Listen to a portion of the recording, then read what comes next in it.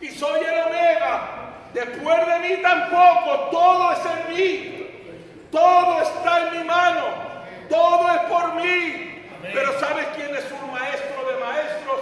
El mayor apóstol nacido de mujer, el apóstol Pablo. Dice Colosenses 1:17, Él, Cristo, Él es la cabeza del Dios invisible, el primogénito de entre los muertos, porque ha sido todo para Él y por Él. Y Él es la cabeza de su iglesia, y su iglesia es su cuerpo. Por eso tú tienes vida eterna. No has pagado, tienes obras que merezcan por mérito propio el reino de los cielos, pero si has depositado tu fe. Y dice la Biblia, Jesús dijo, el que cree en mí, aunque esté muerto, vivirá. Amén. Bien. Y el que tiene fe en el Mesías, el que tiene fe en Jesucristo, el Dios encarnado, no puedes cantar con tristeza. Y ahora te voy a dar un texto que contradice todo lo que estoy diciendo. Dice Salmos, la alabanza alegre para el que está triste es como una saeta, como una flecha que la punta la tiene encendida y se le clava en los costados. ¿Quién puede cantar un coro como ahora de júbilo y de palmas, llevando un luto reciente y con llagas en el corazón? ¿Quién tiene ganas en la carne de poder reír con un chiste, una broma, una gracia? Nadie. Pero escucha, dice, iba yo pensando, dice el salmista, iba yo pensando en mi corazón de camino al templo. Iba yo caminando hacia el templo para orar a Jehová mi Dios. Y vi que pasaban pecadores con carruajes, con joyas, con caballos, con mantos de filigrana. Filigrana es que estaban bordados con hilo de oro y plata, con anillos, con renombre, con estos que les llevan así a los hombros como los egipcios. Y decía yo, ¿para qué alabar al Señor? ¿Y para qué tanto sufrir? Si mira a los pecadores que pecan, que no le tienen, Rubito, y todo les sale bien. Dice, y esto decía yo en mi corazón hasta que entré en su presencia. Ramasai, hasta que entré en el tabernáculo, hasta que me puse de rodillas, invoqué el santo nombre de Dios, hasta que vino su presencia y me cubrió. Y vino la gloria de su mano y me tocó y me llenó. Y entonces comprendí el fin de ellos. Comprendí que el final de su camino es un abismo hacia la muerte. ¡Ay del necio que dice en su corazón! Proverbios 12, no existe Dios. Vive como quieras, pero sabes, decía, ¿y para qué tanto sacrificio? ¿Y para qué diezmar? ¿Y para qué tanto ofrendar para el templo? ¿Y por qué traer ofrendas para los levitas? ¿Y por qué adorar los hebreos? Hoy en día, como no tienen templo y solo les queda el muro de las lamentaciones, se ponen la kipá, se ponen el manto, y meten entre las aberturas de las... Hermanos, creen, me estoy sintiendo la presencia del Señor. Y cogen sus peticiones y las meten entre las aberturas de las piedras de la única muralla que queda del tercer templo de Salomón. Pero cuando estaba el templo, ¿sabes cómo oraban, hija? Como los árabes oran. Hacían proscunio, se inclinaban de rodillas, ponían su frente en el suelo y se humillaban. No miraban a lo alto ni mentaban su santo nombre, porque le ven tan grande que no hay boca humana que pueda decir completo su santo nombre. De ahí el mandamiento, no mencionarás el nombre de Dios en vano. Pero cuando viene Jesús revoluciona. Y dice, y poniéndose de pie, vio a la multitud sentada en grupos de 50 como había ordenado él. Y dijo uno de ellos, porque sabían que Jesús es especial, sabían que donde está Cristo el Señor, algo tiene que pasar, hermanos, algo tiene que pasar. Cuando se siente a Dios, nadie habla con nadie. Nadie mira para el techo de esta catedral tan hermosa. Le dijo uno que se acercó Jesús a él, como yo a mi hermano Arturo, y le tiró del manto como un niño. Y él, que tiene tanta educación y escucha al más humilde de los hombres y de las mujeres, le dijo, ¿qué quieres? Enséñanos a orar. No dijo enséñame, enséñanos. Porque en el templo de Salomón y hasta el día de hoy oran con un libro, con rezos, recitando salmos. Pero Jesús debía orar hablando con el Padre como si estuviera ahí mismo con él. Y Jesús cambió la palabra. No rezar, no hacer repeticiones. Dijo, enséñanos a orar. Enséñanos a hablar como tú hablas con el Padre. Y Jesús dijo, dejar ahora. Y Jesús dijo, cuando oréis, decid así, Padre nuestro que estás en los cielos. Oh Dios, santificado sea tu nombre. Tú eres muy maduro y muy anciano y anciana. Aquí hay gente que hemos empezado con 15 y 16 años. Conocí al Señor en el oso con 10 años y tengo 58 años. Llevo 48 años creyendo en el Dios que predican los aleluyas. Gloria a tu nombre, Padre. Y nadie que se acerca a Dios puede estar indiferente. Y ahora yo te invito, ¿crees que Dios, tu Redentor, Amén. Amén. que ha muerto en una cruz similar a esa, haciéndose maldito por ti y por mí, dejándose traspasar sus preciosas manos? ¿Crees que merece el Señor que tú inclines tu rostro y lo adores? Amén. ¿Será que Él no es tan imprescindible que pierdes el tiempo en hablar unos con otros? Qué guapa está, chica, qué bien te queda. ¿Qué tal el mercado ayer? No. Que la casa de oración no se hace cueva de ladrones, dijo uno. Jesús lo dijo en el templo. ¿Tú crees que puedes inclinar tu rostro?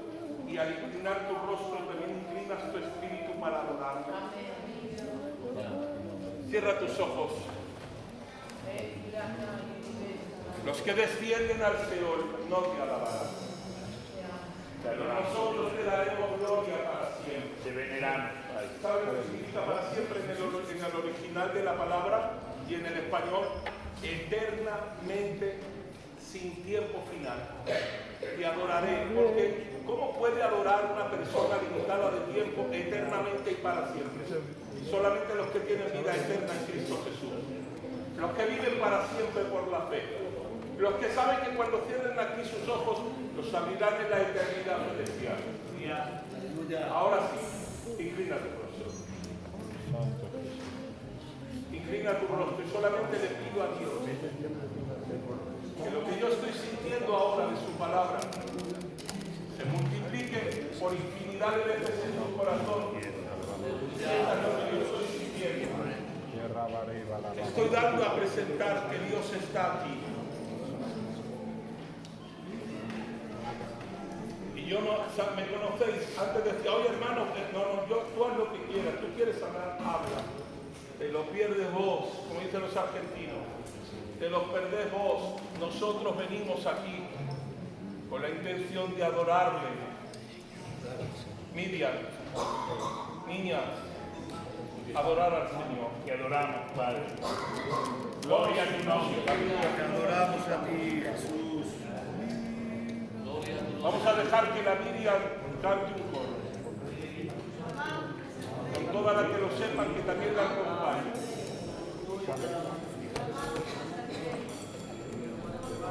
Te alaba mi alma, Padre.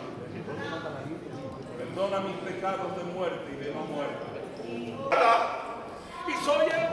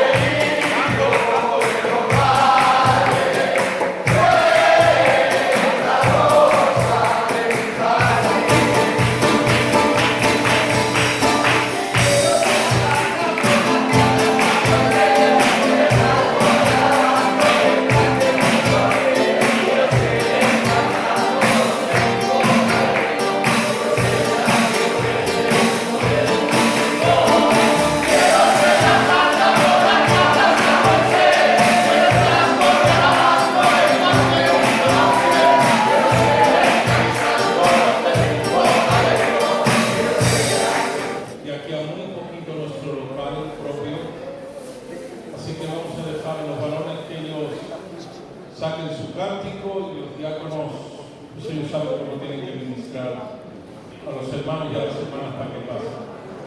Cantamos ese coro, traes tu ofrenda en tu mano, presenta tu ofrenda, bendice tu ofrenda, para que sea santificada por ti.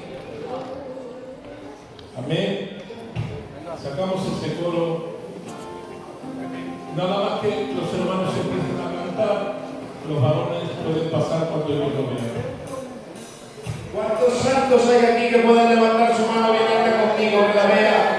Hay mucha gente que no la levantó. Levanta tu mano bien alta conmigo y puedes confirmarlo con un fuerte amén. Amén. Da su nombre. Amén. Está el Señor en este lugar. De verdad, indudablemente está el Señor aquí. Y la verdad que tengo gozo de poder compartir la palabra del Señor, pero estoy muy nervioso. Porque es que desde aquí, no sé, habrá 300 personas hoy. Pero me alegro porque veo caras que llevaba mucho tiempo sin ver, y esos son semillas que hoy Dios puede plantar para que eso crezca y fructifique. Porque te digo algo de parte de Dios: todo lo que tenga que ver con Dios es sinónimo de avance, de crecimiento, de extensión y de madurez en el nombre del Señor. Y yo hoy quiero hacer efectiva una palabra del Señor que está escrita en su palabra y que dice que la gloria postrera será mayor que la primera. Yo creo, de verdad lo digo, con certeza, con garantía, viene gloria de Dios para la iglesia del templo. Amén. Bueno, pues tengo palabra del Señor. Tengo palabra de Dios porque, mirad, al igual que la grandeza de o mejor dicho, el buen talento de un cocinero o de un chef no se mide en función a lo bueno que pueda preparar, a los manjares que pueda dedicarse, sino va en función al hambre del comensal. ¿Me explico? Si alguien viene empachado y viene ya que dice, ay, vengo de comer mucho, por mucho que vaya a un restaurante de estrella Michelin y le preparen el mejor plato, si no tiene hambre, va a decir, pues sí, está muy bien, pero no le encuentro el sazón. Ahora bien, si por el contrario hay una persona que tiene mucha hambre, llega después de muchas horas sin comer, aunque le prestes unos huevos y unas patatas, dirá, ay, qué bueno está, ay, qué bien cocina esto. ¿Por qué te digo esto? Porque el éxito de un cocinero no depende de su talento, ni de lo que pueda hacer, ni de lo que pueda preparar, sino del hambre del comensal.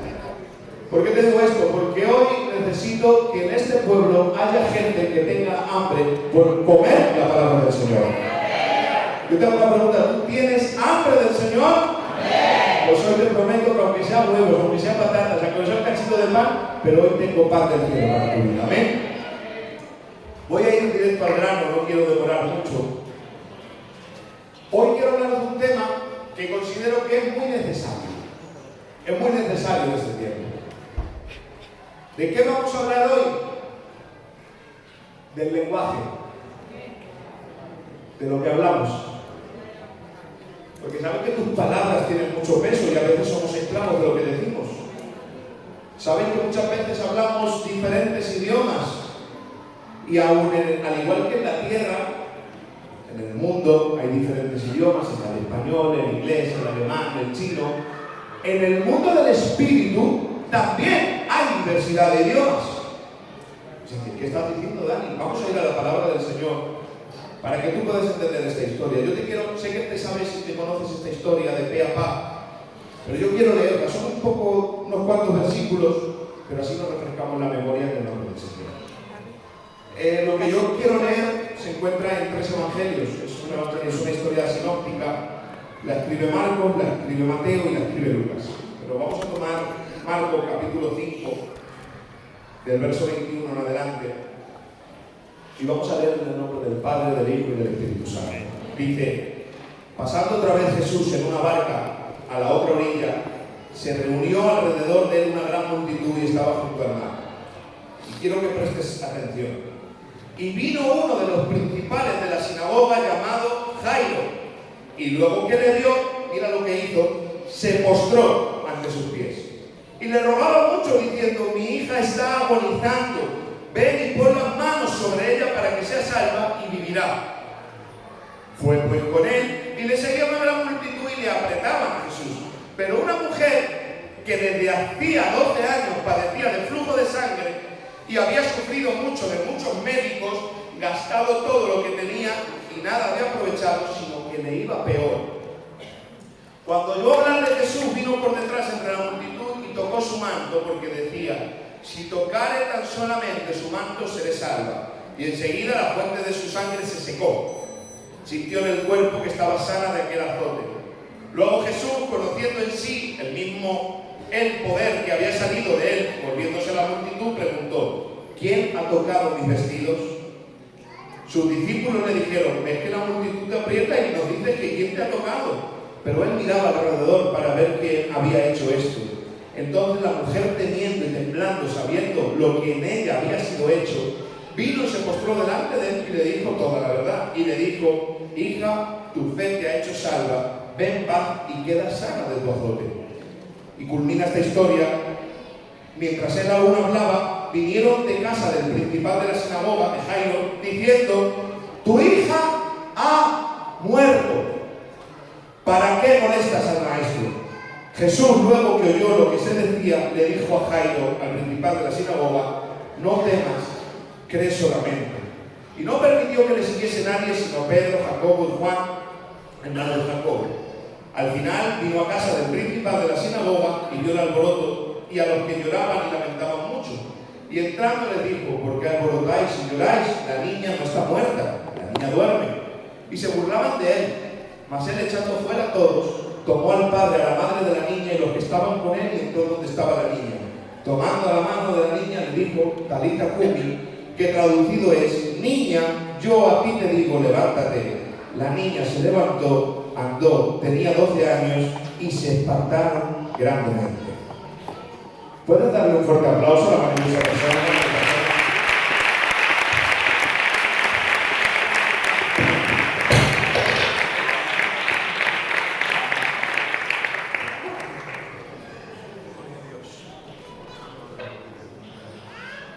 Vemos como en esta historia Cargamos otra vez. estas cosas solo me pasan a mí.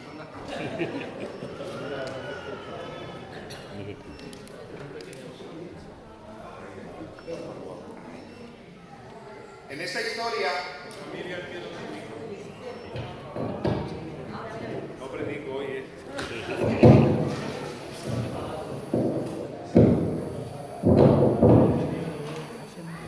¿Se escucha bien?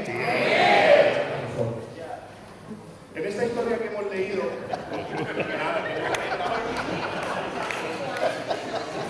sí, bueno, pues predico a voz del pueblo.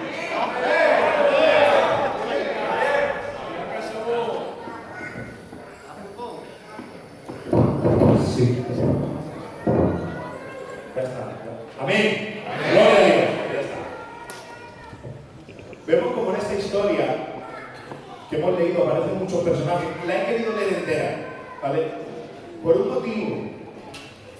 Para que podamos analizar los diferentes personajes que aparecen y cómo cada uno habla un idioma diferente.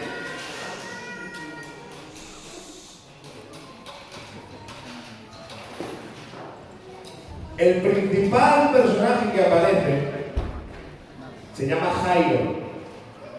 ¿Sabéis quién era Jairo? Jairo no solo era un principal de la sinagoga.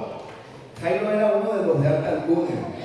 Jairo era uno, por así decirlo, para que nos entendamos, era un obrero, era un responsable, era alguien del Sanedrín de puesto alto. ¿Qué pasa? Que este tipo de personas no aceptaban a Jesús como Mesías. Ellos no lo consideraban que era su Mesías esperado. E incluso en Juan capítulo 3 vemos una historia donde otro alto cargo, llamado Nicodemo, se tiene que venir por la noche y esconderse con él. Y tiene que decir: vamos a vernos a solas para que no me vean, porque me da el H, porque me pueden disciplinar como me ven contigo. O sea, para que vean quién era Jairo. Pero Jairo en ese momento, a pesar de ser un alto cargo, Jairo, a pesar de ser alguien grande, alguien que no podía estar con Jesús, en ese momento Jairo en ese lenguaje de orgullo, en ese lenguaje de donde no se podía doblegar, porque yo soy el gran Jairo, porque yo soy el gran principal de la sinagoga, porque yo soy uno de los altos cargos, ese Jairo cuando se encuentra con Jesús, no le queda otra que dice, reconozco que tú eres Jesús y me doblego ante tu presencia. ¿Sabes lo que estaba haciendo en ese momento Jesús? Estaba diciendo, para los que quieren hablar el lenguaje de la fe, no pueden operar en el lenguaje del orgullo. ¿Sabes cuál es el lenguaje del orgullo?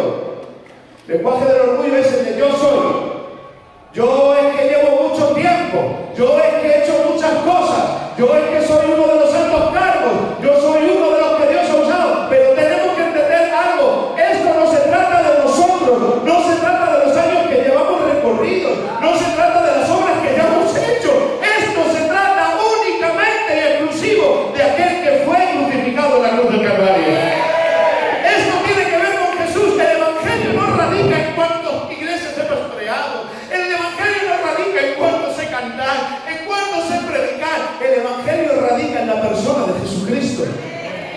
Cuando entendemos eso, seremos capaces de doblegar nuestro orgullo. Te digo algo, muchas veces no puede empezar el lenguaje de la fe porque estamos hablando del lenguaje de orgullo. Y te digo algo de parte de Dios y quiero que lo recibas. La fe no obra hasta que el orgullo no termina. Hasta que no acabes con el orgullo de yo,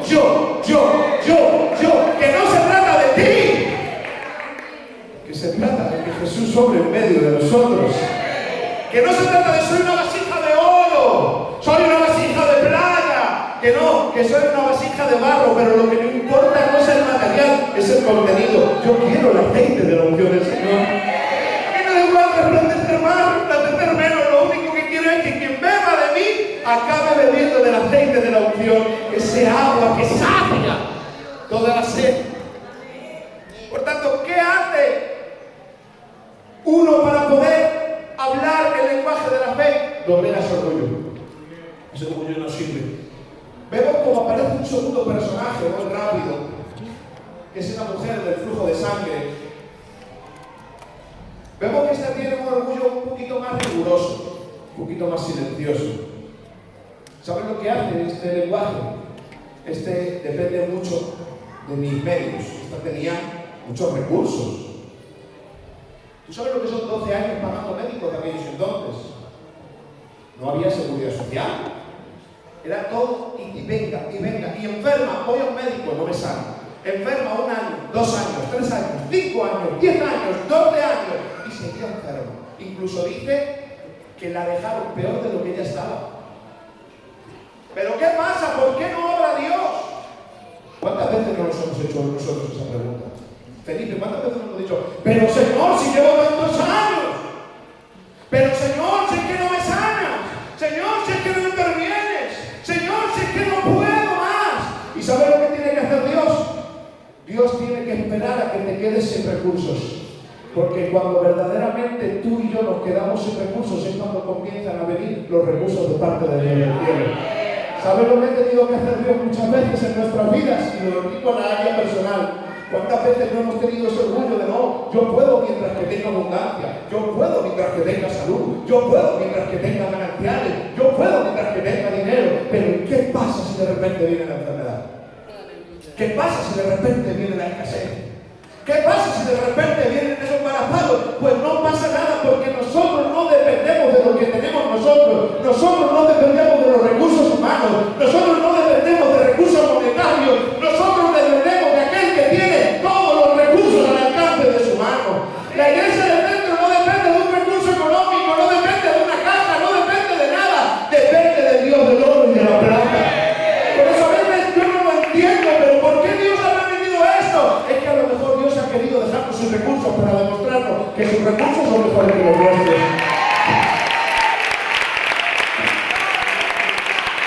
A lo mejor Dios ha querido abordar todas nuestras vidas en las que nos sentimos seguros. Dependo mucho de mi dinero. Dependo mucho de mi local. Dependo mucho de mi esto. Y si Dios te dice, no dependas de mí, depende de mí. Mejor Dios ha querido hacer esto. Y no estoy haciendo apologética de esto. Es una opinión, es un comentario, es una conjetura.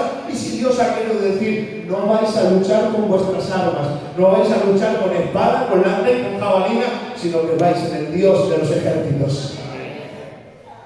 Por eso, fíjate cómo Dios muchas veces, para poder hablar un lenguaje de fe, tiene que derrocar muchos lenguajes que sin darnos cuenta hablamos.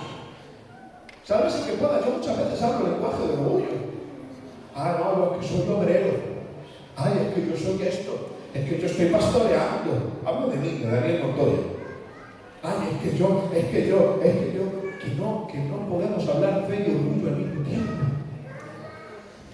Pero no solo Dios, Jesús en ese momento se encuentra con el lenguaje del orgullo silencioso, sino que vamos a ver un lenguaje que todos hemos hablado. Dice que de repente cuando están, le intercepta uno y le dice, ¿a qué ibais? A la niña que está agonizando, que está allá. No hace falta, te ahorro el viaje. La niña ha muerto. Yo os hago una pregunta. Lo que decía este hombre, ¿era verdad o era mentira? Era verdad. ¿Verdad? La niña había muerto. Era cierto. ¿Sabes qué lenguaje estaba hablando ese que venía de la casa de Jairo? Que muchas veces tú y yo lo hemos hablado. El lenguaje de la razón. ¿Tenía razón? Sí. Y te digo una cosa de parte de Dios. El lenguaje de la fe, lo que hablan del lenguaje de la fe, no niegan la realidad. O sea, yo no puedo pretender que el médico me diga que estoy enfermo y yo digo, no, yo no estoy enfermo. No, sí, tengo que evadir, no puedo evadir la verdad. Estoy enfermo, pero creo en una realidad superior que Dios puede sanar mi enfermedad. Ese es el lenguaje de la fe. El lenguaje de la fe no es el que hay, no. De hecho, vamos a ver cómo hoy, por medio de la palabra de Dios, y esto te va a confrontar y te va a sonar raro, va a sonar como polémico, vamos a ver cómo si hay ciertas cosas que sí podemos declarar en el nombre de Jesús. Porque yo creo que podemos declarar cosas en Cristo Jesús. Lo que pasa es que es cierto que se han sembrado muchas corrientes, sobre todo de metafísica.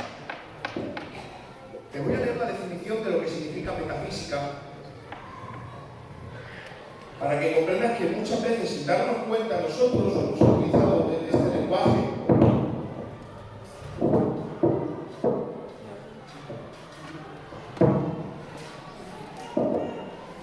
Dice lo que es la metafísica. Quiero que prestes atención, por favor. La metafísica, en muchos de sus usos modernos, propone que el pensamiento humano por sí solo tiene el poder de alterar la realidad. Este enfoque enseña que si una persona declara con suficiente convicción algo, como riqueza, salud, éxito, el universo está obligado a responder. Este tipo de metafísica, este tipo de creencia, de convicción, se aleja completamente del Dios de la Biblia. Estas declaraciones no tienen nada que ver con la Biblia. ¿Por qué? Porque lo que pretenden es que yo, con mi confesión, consiga y haga real lo que realmente le corresponde a Dios por soberanía.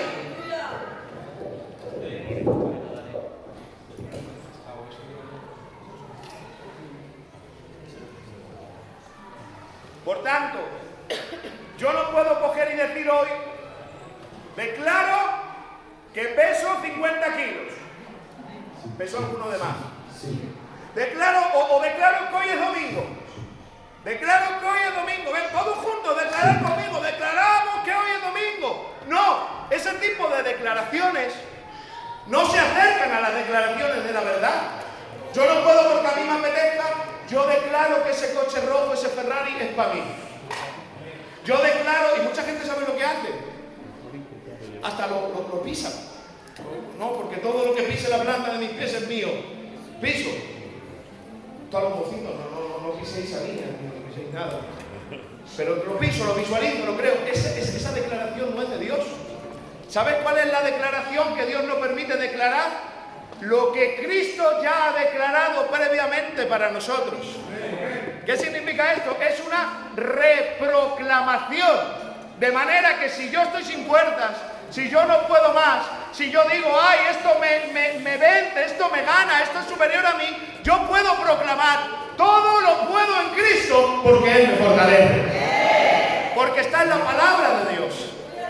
Si yo me encuentro sin fuerzas, me encuentro agotado, yo digo, hoy declaro que vienen nuevas fuerzas, porque Él da esfuerzo alcanzado y multiplica las fuerzas a quien no tiene ninguna. Yo puedo proclamar lo que Cristo ha proclamado para mí. Por tanto, te digo, cuando vengan, y yo te digo una cosa, es verdad que hay cosas que son razonables, hay cosas que son de verdad, hay cosas que dices tú, bueno, puede ser, pero tengo que recordarte algo, la fe está por encima de la razón. Donde la razón dice muerte, la fe dice todavía hay vida. Donde la fe dice ya no hay solución, la fe dice en Cristo hay solución. Donde la razón me dice estás enfermo, la fe me dice estoy sano en el nombre de Jesús.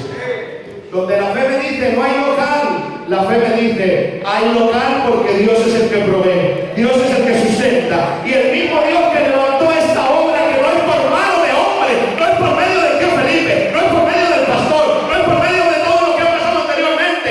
Esta obra es de Dios. Y como es Dios quien la levantó, será Dios quien la sustente. Será Dios que la perfeccione y será Dios que la lleve a donde tenga que llevarla en el nombre del Señor. Por eso hoy te digo, descansa, no en las capacidades humanas, porque somos limitados. Uno puede saber una cosa, otro puede saber otra cosa, pero al final el que está en este asunto se llama Dios. El mayor interesado en que la iglesia de Petro siga adelante es Dios mismo. Por eso digo, mirad, hace unos días Chumi, no teníamos local. La semana pasada estamos todos, ¿qué vamos a hacer? ¿Qué vamos esto? Lo otro. Quiero que mires a tu alrededor. Está todo el pueblo unido, no hay ovejas dispersas. La iglesia sigue haciendo culto y vendiendo de aquel que lo merece.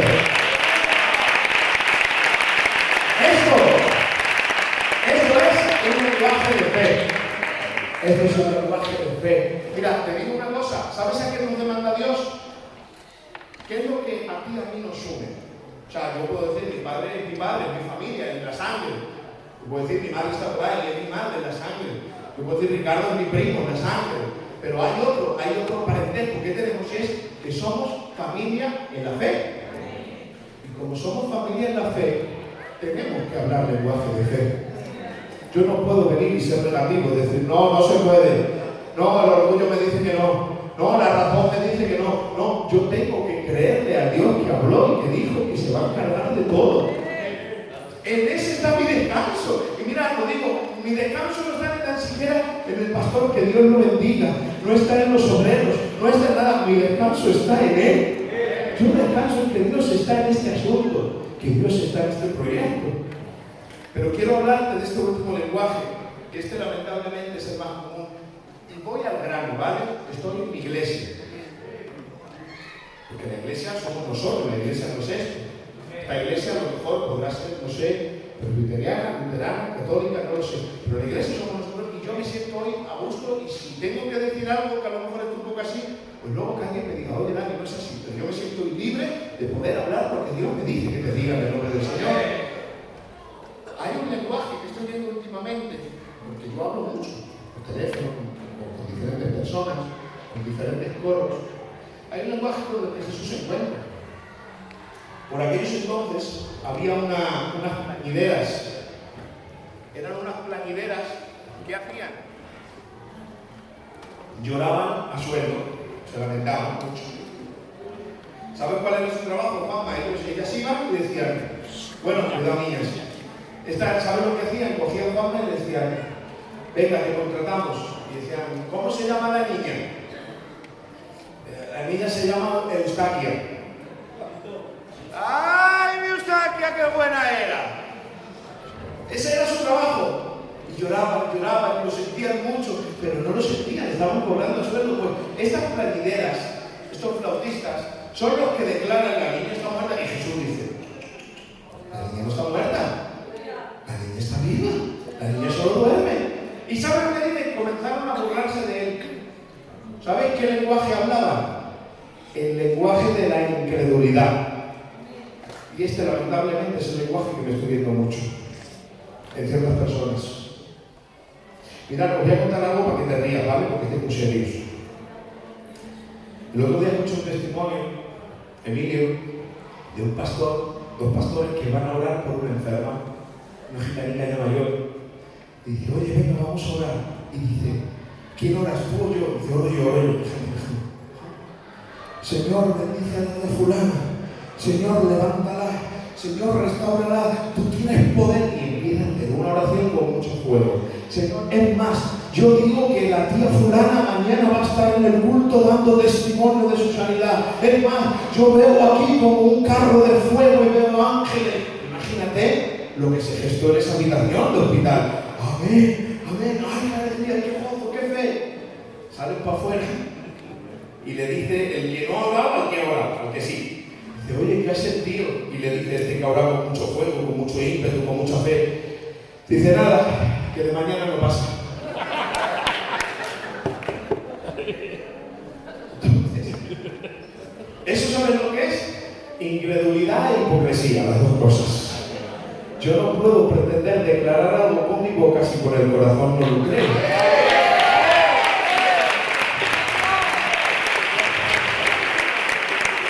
Es más, mira, te voy a decir algo, yo no puedo decir con la boca todo está bien y con el corazón decir morimos, perecemos, nos vamos. Eso se llama hipocresía, eso se llama incredulidad. ¿Te digo algo en el nombre del Señor? Mira, lo digo con cariño y con amor y con respeto.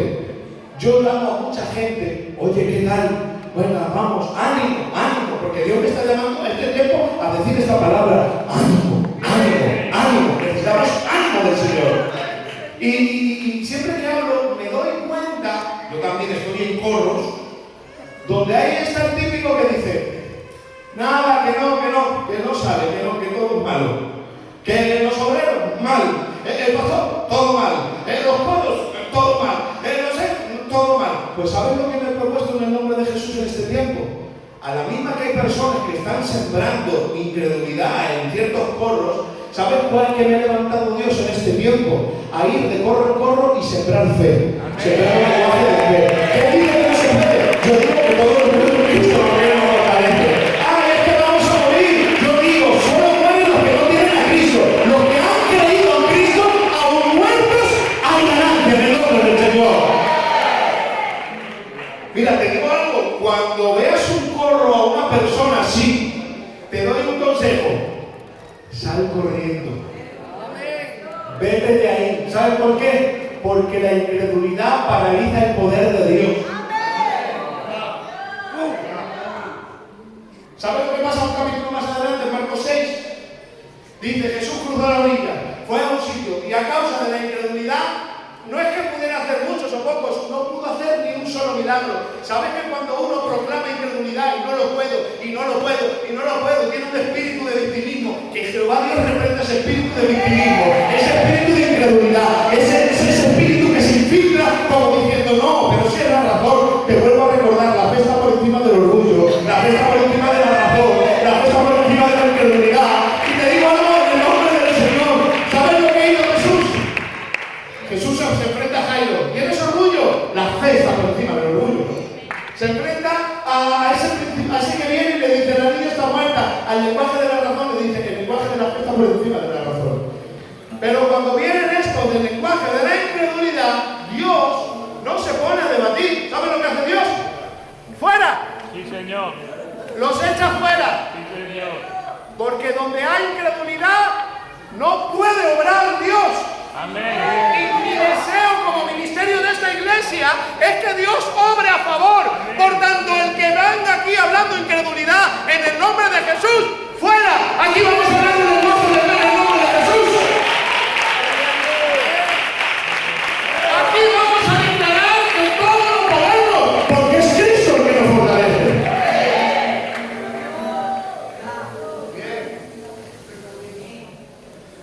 Vamos a parecernos un poco más a Jesús.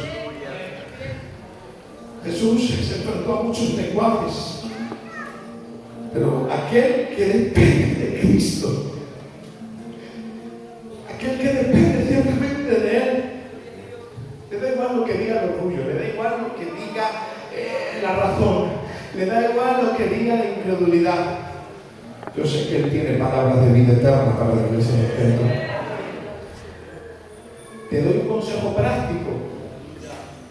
Cuando veas a alguien que diga, no, es que mira lo que ha pasado, es que mira fulano, mira que esto, mira qué atribuciones ha tomado, mira que lo otro. Mira, os digo algo que le he dicho a mi mujer esta mañana. Le he dicho, mira Miriam, harto tengo yo con estar pendiente de mi vida, de mi camino de integridad, de vivir en santidad, de cuidar de los míos. Y cuando digo de los míos no me refiero a la iglesia, ni me refiero a San Antonina, ni me refiero al centro. Me refiero a mi mujer y a mis hijos. Cuando yo me dedico a eso y vuelco todo mi esfuerzo, toda mi mente, todas mis ganas en querer caminar en la voluntad del Señor, en no querer desviarme, en querer caminar y decir, Señor, ¿por dónde camino? Señor, doy un paso atrás. Señor, vengo hacia aquí. Algo tengo con esto para estar pendiente de la vida de los demás. Pedimos por el nombre del Señor, no es que fulano no ha venido, es que me han dicho, es que soldado, encárgate de tu vida y de Dios, que Dios les encarga de los demás.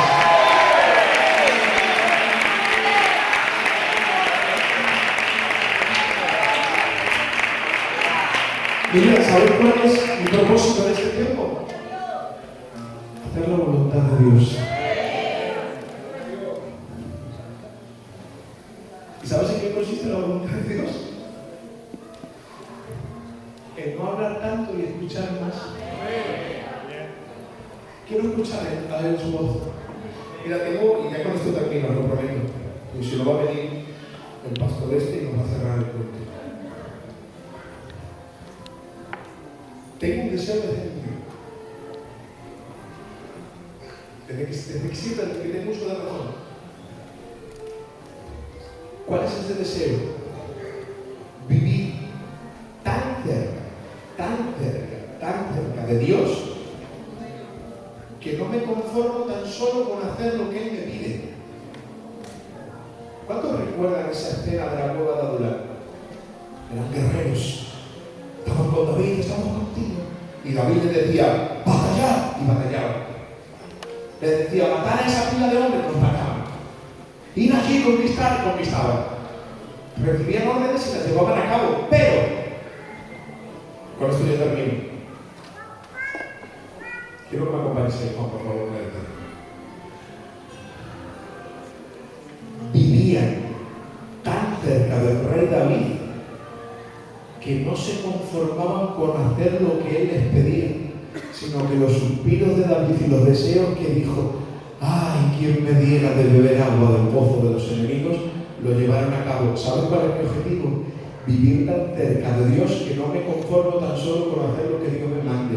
Quiero hacer cuáles son los deseos de Dios. Quiero llevarlos a cabo. ¿Por qué no tenemos toda esa actitud? ¿Cuántos quieren a partir de hoy comenzar a hablar un lenguaje de fe? Digo una cosa, la fe no se sustenta en lo que veo.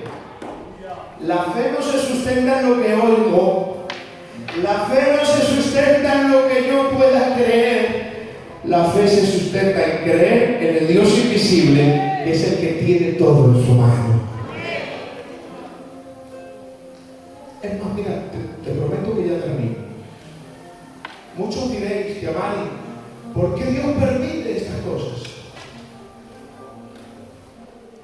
¿Por qué? ¿Por qué Dios te permite estas situaciones? ¿Y sabes qué me ha mostrado el Señor? Que muchas de las cosas que nosotros consideramos negativas forman parte del plan de Dios para que se muestre realmente lo que hay dentro de los corazones de cada uno.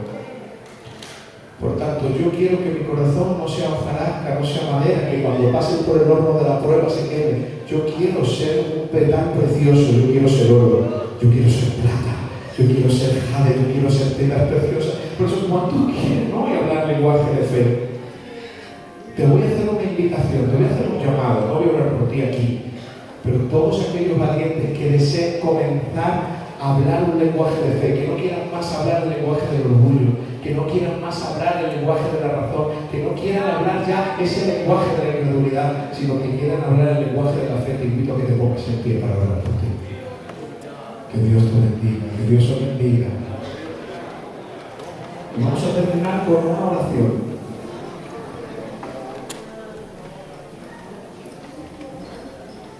quiero que tú estés ahí abriendo tu boca para hablar con el Señor y que le digas: Señor, aumenta mi fe. Ayúdame a depender de ti. Ayúdame, Señor, a confiar, aunque todo lo que me rodea me invite a no creer, yo te creo a ti, Señor. Señor Jesús, en esta maravillosa noche te pido por todas las personas que se levantaron, Dios mío. Te ruego que juntamente conmigo nos ayudes a comenzar a hablar en un lenguaje del cielo, en un lenguaje divino, en un lenguaje celestial, en un lenguaje de fe. En el nombre de Jesús, Señor, enmudece toda lengua mentirosa en este tiempo, Señor. Enmudece toda lengua que quiera traer disensión, que quiera traer pleito, que quiera traer contienda, que quiera traer enemistad, que quiera traer desunión. Y lo digo con la autoridad de Cristo Jesús. Comienza a ayudarnos, Señor, por favor, a hablar lenguaje de fe, Señor.